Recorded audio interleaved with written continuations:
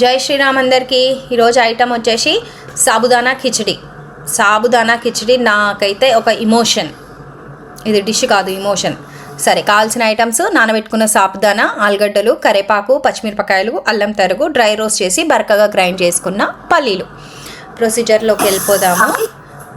Emotion ఎందుకన్నాను, tips అవన్నీ process మధ్యలో చెప్తాను. సో పాన్ వేడైన తర్వాత నూనె వేసుకుంటున్నా. నేను ఏ ఐటమ్కైనా చాలా మినిమం ఆయిల్ వాడతా.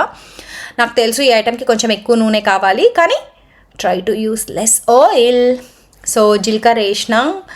జీలకర్ర బాగా రోస్ట్ అయిన తర్వాత ఇప్పుడు కరివేపాకు, పచ్చిమిరపకాయలు, జింజర్ తురుము వేసేసుకొని కొంచెం ఫ్రై చేసుకోవాలి. అది అయిన తర్వాత నెక్స్ట్ ఆలుగడ్డలు వేసుకుంటాం. సో ఇంతలోపు మీకు ఆ ఇమోషన్ చెప్పాలా.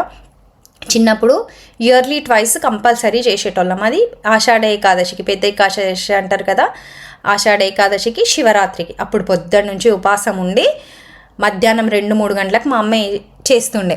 దీంట్లో ఇంగువ మర్చిపోయినా, ఇంగువ కూడా యాడ్ చేసుకోవాలి, మంచి ఫ్లేవర్ ఇస్తుంది. సో గేట్ వరకు, గుడి నుంచి వచ్చేవరకు గేట్ వరకు స్మెల్ వస్తుండే సాబుదానాది. సో ఆలుగడ్డలు వేసుకుంటున్నా. ఆలుగడ్డలు మంచిగా ఫ్రై అయ్యి గోల్డెన్ బ్రౌన్ కలర్ వచ్చే వరకు వేపుకోవాలి. సో దీంతోపాటు మా అమ్మ పల్లీ చట్నీ కూడా వేసేది. ఇక్కడ టిప్ వచ్చేసింది.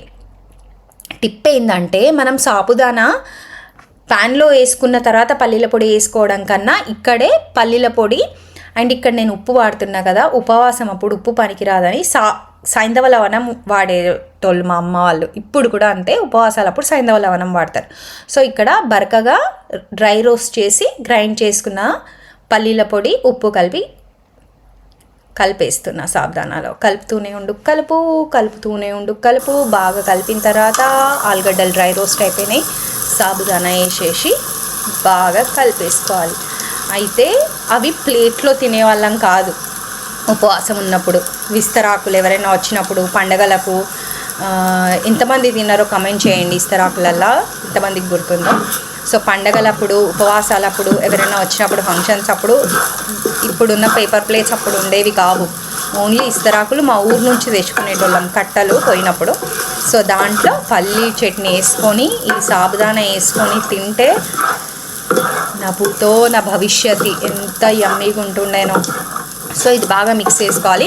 నేను చాలా కొద్దిగా ఆయిల్ వాడినా కదా, కావాలి అనుకుంటే ఈ స్టేజ్లో 1 స్పూన్ ఆయిల్ యాడ్ చేసుకోవచ్చు. నేను యాడ్ చేయలేదు. కావాలి, కొంచెం టేస్టీగా కావాలనుకుంటే 1 స్పూన్ యాడ్ చేసుకోవచ్చు. చూద్దామా ఇప్పుడు ఓపెన్ చేసి. ఎస్, కలర్ వచ్చేసింది, స్మెల్ వస్తుంది.